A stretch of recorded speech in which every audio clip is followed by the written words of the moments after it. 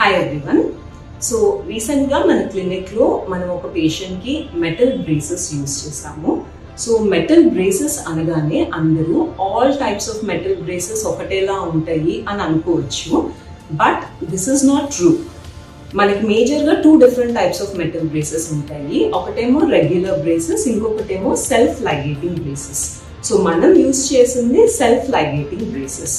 Major difference ఏంటంటే regular బ్రాకెట్లో wire అనేది బ్రాకెట్కి ఫిక్స్ చేయడానికి మనం ఒక రబ్బర్ బ్యాండ్ లాంటిది యూజ్ చేస్తాము.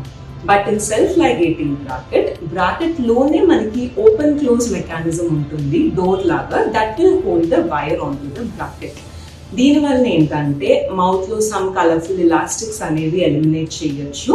దానివల్ల ఓరల్ హైజీన్ అనేది ఇంప్రూవ్ ఉంటుంది. అండ్ ఆల్సో ఈ రబ్బర్ బ్యాండ్ యూజ్ చేయడం వలన friction on the wire is more. దీని వలన టీత్ మూవ్మెంట్ అనేది స్మూత్గా అవ్వకపోవచ్చు. So in self ligating bracket మనకి టీత్ మూవ్మెంట్ అనేది మోర్ ఫాస్టర్ అండ్ స్మూత్గా అవుతుంది. సో ఓవరాల్గా కూడా ట్రీట్మెంట్ టైం మనకు ఒక 2 to 3 months వరకు కూడా తగ్గే ఛాన్సెస్ ఉంటాయి. Thank you.